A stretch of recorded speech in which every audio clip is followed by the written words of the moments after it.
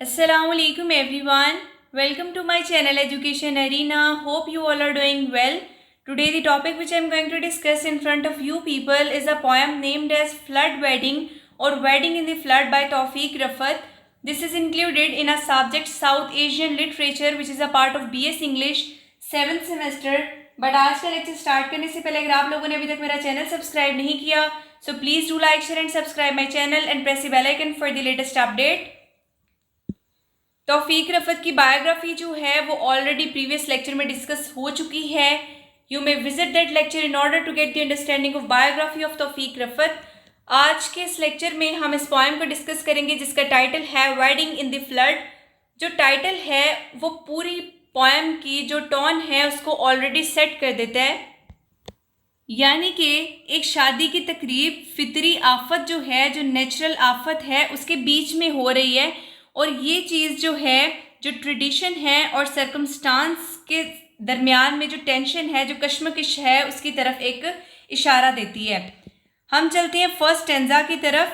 तो first stanza जो है, ये जो दुल्हन है, जो ब्राइड है, उसकी जो मदर है, ठीक है, उसके मातम या फिर गम के साथ जो है वो शुरू होता है और इसकी नज़र में शादी का मतलब ये है कि अपनी बेटी को हमेशा के लिए खो देना, ठीक है।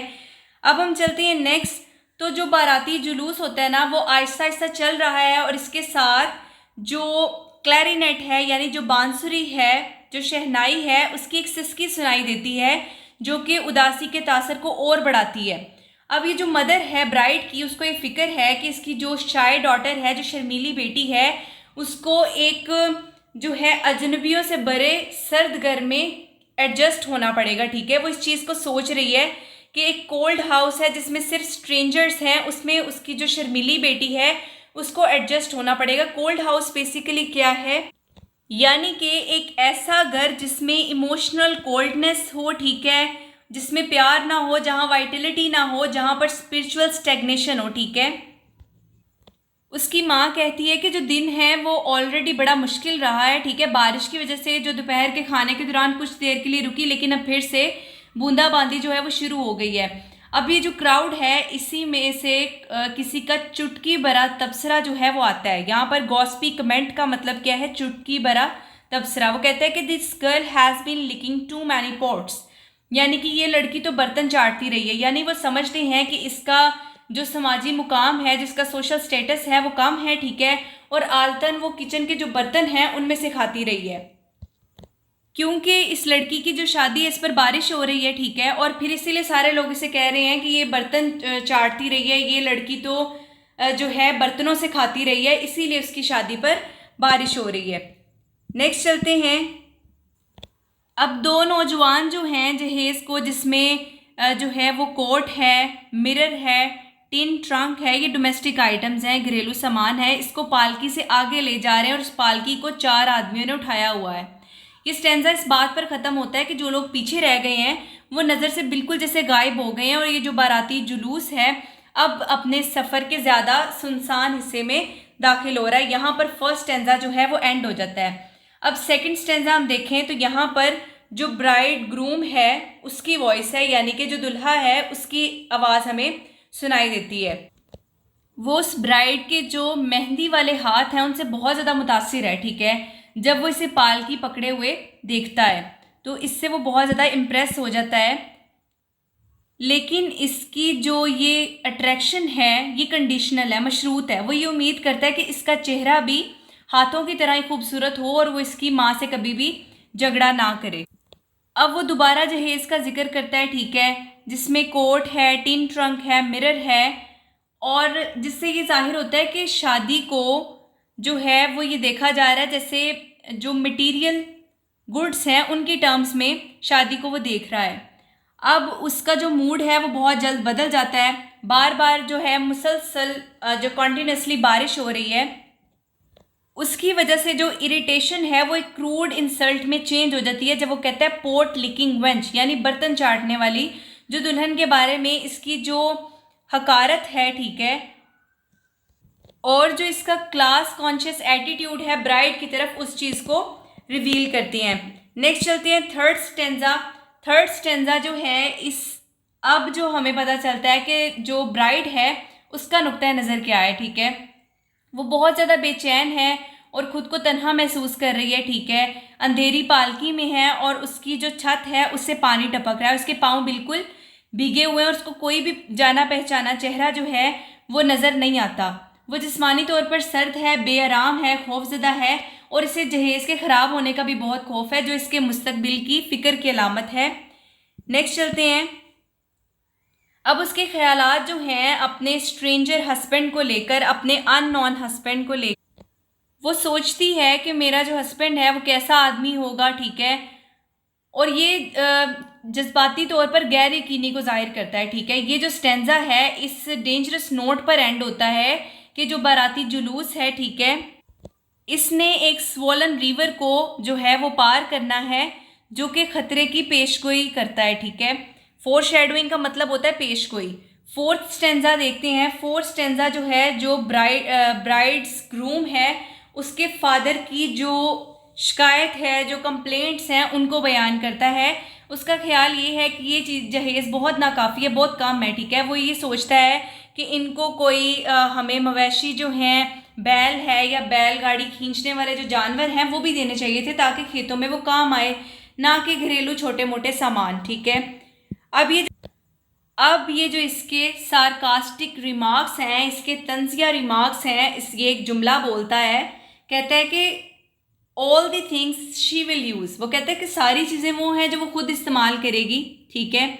यानी कि इस चीज़ से जो उसको चीज़ें दी गई हैं उनकी इम्पोर्टेंस को वो डी वैल्यू कर रहा है, ठीक है। बारिश अब बहुत ज़ोरों से जारी है और जो ब्राइड है उसके बारे में वही इंसल्टिंग गॉसिप जो है वो दोबारा सुनाई देती है, जो कि है लिकिंग टू मैनी पॉट्स, ठीक है, यानी बर्तन चाटने वाली। कोई याद करता है कि सुबह जब हम वो दरिया पार कर रहे थे तो वो कितना ख़तरनाक लग रहा था।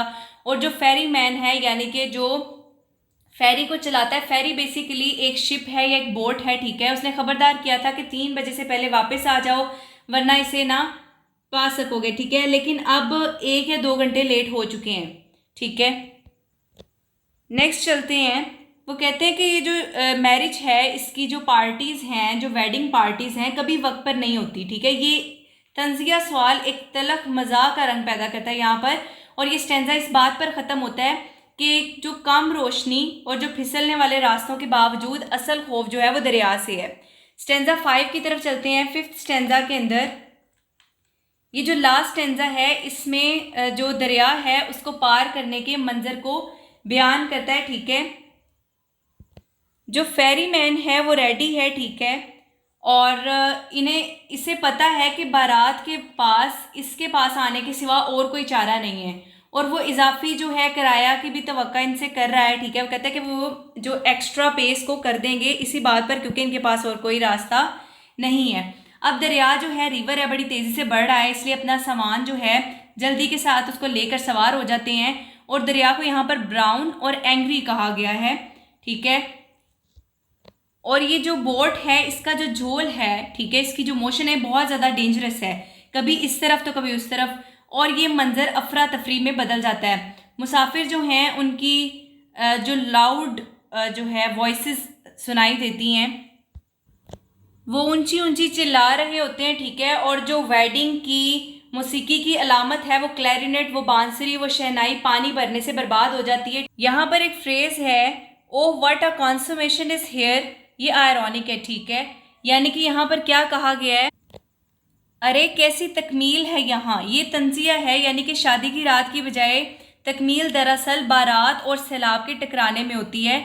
अब जो फादर है, ठीक है, उसको लहरें उछाल देती हैं और शादी के जो हार हैं वो भी बह जाते हैं और जो ब्राइड्स ग्रूम है वो भी पानी के साथ बह जाता है।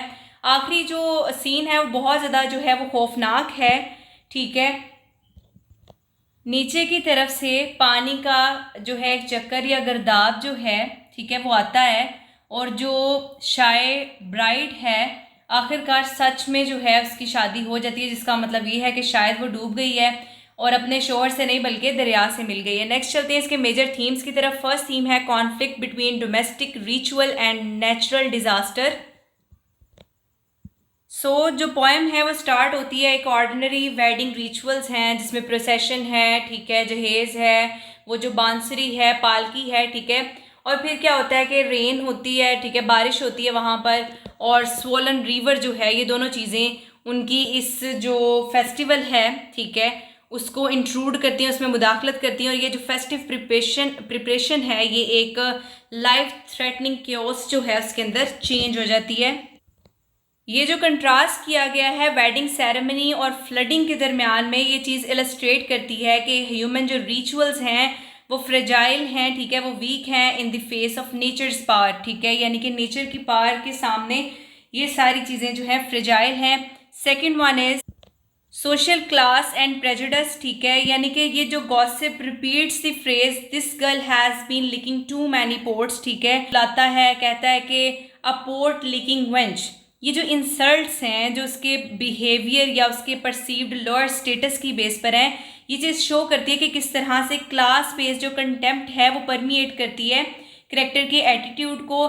ये जो डाउरीज मॉडेस्टी है, यानी कि जो जहेज की शाइस्तगी है, कोट है, टिन ट्रंक है, लुकिंग ग्लास है, ये जो मिरर है, ये फर्दर चीज़ फोकस कर रही है सोशियो इकोनॉमिक टेंशंस जो हैं मैरिज में। Third one fear and vulnerability, यानी कि हर करेक्टर जो है, ब्राइड, उसकी जो माँ है, जो उसका दुल्हा है, जो उसका फादर है, ये एक्सप्रेस कर रहे हैं एंजाइटी को, ठीक है, यानी कि माँ को ये खौफ है कि उसकी जो बेटी है वो हमेशा के लिए जा रही है क्योंकि उसके नज़दीक शादी का ही मतलब है, ठीक है। और उसके साथ साथ वो जब कहती है कि मेरी जो शाय डॉटर है, मेरी जो शर्मीली बेटी है, वो किस तरह से स्ट्रेंजर्स में एडजस्ट होगी। जो ब्राइड है वो कोल्ड है, स्केयर्ड है, और उस पालकी के अंदर वो अकेली है। फादर जो डाउरी है, यानी कि वो कहते हैं ना कि इसमें कोई और चीज़ें नहीं उन्होंने दी, जस्ट उसके इस्तेमाल की चीज़ें दे दी हैं, उस पर लेमेंट कर रहा है, ठीक है। All fear this swollen dangerous river, सबको उस जो डेंजरस रिवर है उसका भी खौफ है। ये जो शेयर वल्नरेबिलिटी है ये हाईलाइट करती है इमोशनल और फिजिकल अनसर्टेनिटी जो है उस मोमेंट की। Next theme is isolation and alienation. जो ब्राइड है, ठीक है, वो बहुत ज़्यादा तन्हा महसूस करती है। वो कहती है not a familiar face around me, I am cold and scared. ये फिजिकली इनक्लोज्ड है उस पालकी के अंदर, ठीक है, इमोशनली डिटैच है अपने पास्ट से भी और अपने फ्यूचर से भी। ये जो इंटरनल आइसोलेशन है ये चीज़ एक्सप्रेस कर रही है एक्सटर्नल डिस्टेंस जो पार्टीज़ के दरमियान में, क्योंकि प्रोसेशन जो है वो स्ट्रैगलर्स को पीछे छोड़ गई है। स्ट्रैगलर क्या होता है? A person in a group who becomes separated from others typically because of moving more slowly, ठीक है। तो ये जो वेडिंग है ये पर्सनल डिस्कनेक्शन का एक मोमेंट है, इसके बजाय कि कम्युनल इंटीमेसी हो। Irony of consummation and fate's ambiguity, जो पोएम की लास्ट लाइन्स है उसमें एक डार्क आयरनी है। O what a consummation is here where the bride is truly wedded at last, not in marital union but in her likely death in the flood। ये जो unexpected wedding कंसमेशन है इसको replace किया गया है एक violent, एक ट्रेजिक मर्जिंग के साथ जो कि रिवर के साथ है। ये आयरॉनिक जो ट्विस्ट है ये अंडरस्कोर करता है फेट्स की क्रूअल आर्बिट्रेरीनेस के थीम को, जहाँ पर ह्यूमन सेरेमनीज जो हैं उनको हालात जो हैं वो निगल जाते हैं। तो ये आज का हमारा लेक्चर था। Hope you guys understand my lecture, so please do like, share and subscribe my channel and press the bell icon for the latest updates. Inshallah in future I'll try to make more lectures for you people. Thank you very much.